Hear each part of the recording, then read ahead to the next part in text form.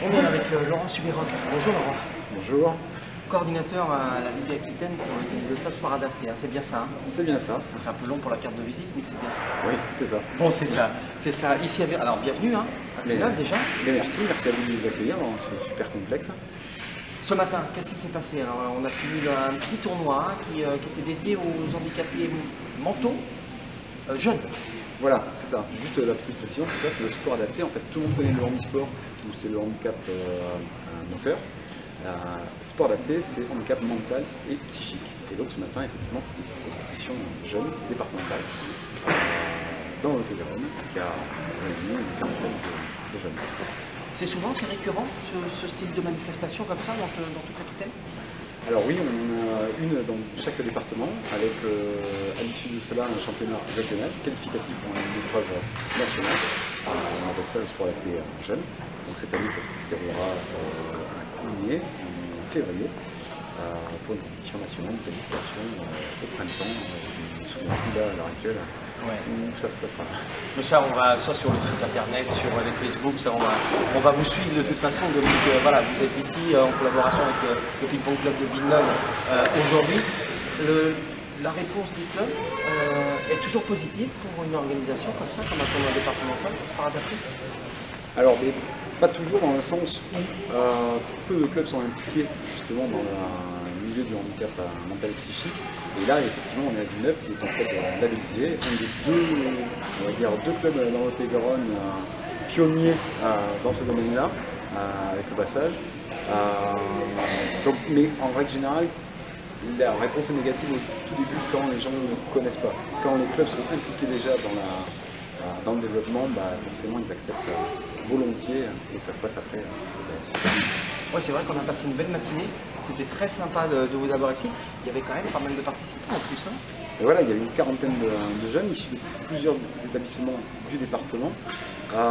Ce qui est intéressant, c'est qu'on a eu l'occasion de mêler des jeunes de ces établissements-là avec des jeunes du club qui sont venus prêter un main fort. Donc il y a eu ce partage de moments qui est vraiment intéressant.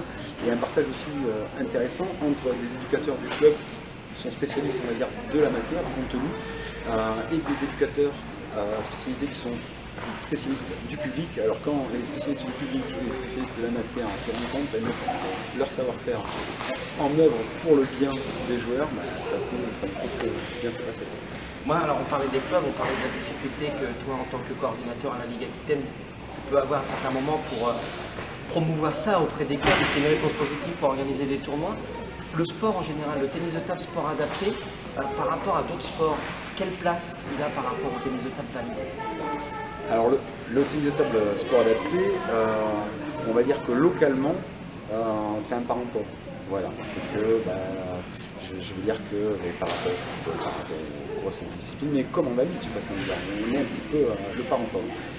Et paradoxalement à cela, il faut savoir que une grande partie des médaillés au JO sport adapté viennent du tennis de table parce que le champion du monde est français. Récemment, on a un deuxième joueur qui vient de rentrer dans les 4 premiers mondiaux. Donc on a 2 joueurs sur les 4 premiers mondiaux. On aurait peut-être, on aurait pourtant de quoi. Ouais, il y a matière. Il y a matière à pouvoir augmenter un petit peu et puis une promotion un petit peu meilleure là-dessus. C'est vrai que c'est un peu comme les JO paralympiques. On en parle, mais on en parle moins que les Jeux olympiques. Qu'est-ce qui manque? Pour qu'une tête de gondole, comme on dit dans le sport valide, quelqu'un qui ait un caractère qui puisse sortir dans les médias, c'est ça? Alors voilà, c'est ce qui manquait. Alors, ce qui manquait jusqu'à présent, c'est qu'il faut savoir que seulement depuis 2012, le sport adapté est revenu au JO. C'est-à-dire que pendant quelques années, je ne referai pas l'histoire, mais ils ont été sortis des Jeux paralympiques et ils ne sont revenus que depuis 2012, donc c'est relativement récent. Les bons résultats français font que voilà, ça va commencer à venir. Après, la difficulté, elle est que le sport adapté, comme en e-sport d'ailleurs, ce sont des fédérations multisports. Donc forcément, on ne peut pas mettre la focale sur un seul sport, on est obligé de la mettre sur tous les sports, et en la mettant sur tous les sports, forcément, c'est difficile. Et donc, pour moi, la priorité, c'est effectivement réussir à coordonner ce que je disais tout à l'heure, c'est ces spécialistes-là du public et les spécialistes des disciplines. Et quand ces personnes-là arriveront à bien se parler, bien communiquer, bah là on ira vraiment très très loin. Et puis qu'est-ce que ça t'apporte toi au niveau personnel? Parce que ça fait combien de temps que tu es coordinateur du sport adapté tennis de table à la ville d'Aquitaine? Alors pour la petite histoire, ça va faire la 3e année. Je me plais à raconter comment je suis venu là. Tout simplement, j'étais ancien entraîneur de tennis de table, et un beau jour, je suis rentré dans ma salle. Quand je dis ma salle, voilà, à des formations professionnelles. Je suis rentré dans la salle spécifique à un horaire où il n'y avait normalement pas de tennis de table. Et comme je dis souvent, je les ai rencontrés. C'est-à-dire, quand je disais, ce sont ces joueurs du sport adapté qui étaient avec leur éducateur et qui pratiquaient dans ma salle. Et du coup, j'ai discuté avec l'éducateur, j'ai donné moi en tant que technicien mais quelques petits conseils justement. À son tour, il m'a donné quelques petits conseils si j'avais affaire à ce public-là. Et bon an, mal an, on est arrivé à faire une convention où les clubs valides et les clubs handi ont fonctionné ensemble. Et l'étape suivante, donc ça a été mon intégration à moi, c'était moi l'étranger du coup dans cette salle-là, qui avait lieu en dehors de tout autre créneau. Et le but du jeu était d'intégrer en fait. C'était qu'ils ne soient pas dans leur moment à eux. Et du coup, la première chose que l'on a faite, c'est se dire, tiens, si on se mettait juste à proximité d'un créneau jeune, d'un créneau valide. Et là, à ce moment-là, on a mis ce créneau juste avant un tournoi de jeunes. Et petit à petit, les jeunes voyant que la salle était ouverte avant l'heure, elles sont venues de plus en plus tôt, tant et si bien qu'au fur et à mesure des séances, un jeune valide a été intégré, puis 2 pour relancer, puis à la fin de l'année, à chaque table, un valide, un handi jouent ensemble, tant et si bien que N+1, des handis ont signé dans le club valide et l'intégration a été réussie.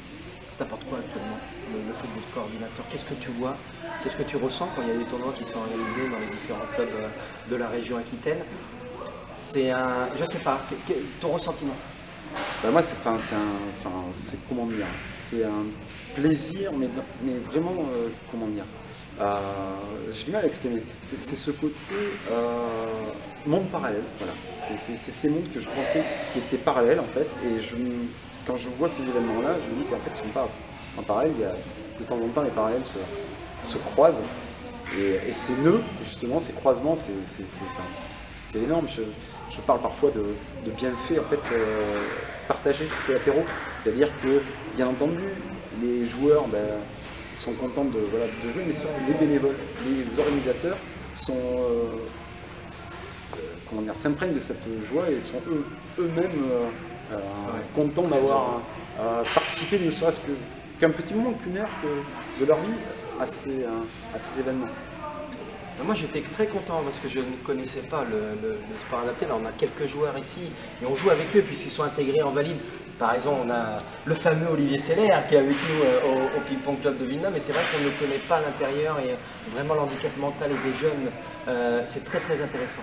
Et oui, Olivier Seller qui a fait partie de la sélection aquitaine l'an passé, qui a remporté la Coupe de France des régions, qui est le meilleur joueur du Lot-et-Garonne, qui est l'un des meilleurs joueurs vétérans national, puisque l'année dernière il a terminé second au championnat de France. Mais j'ai presque envie de dire qu'il c'est super, mais effectivement il n'y a pas que des Olivier, voilà, il y a aussi des joueurs de Division 3 qui peuvent être en queue de peloton. Et ce qui est important, c'est ça, c'est prendre en considération effectivement tout le monde, les meilleurs comme les moins bons.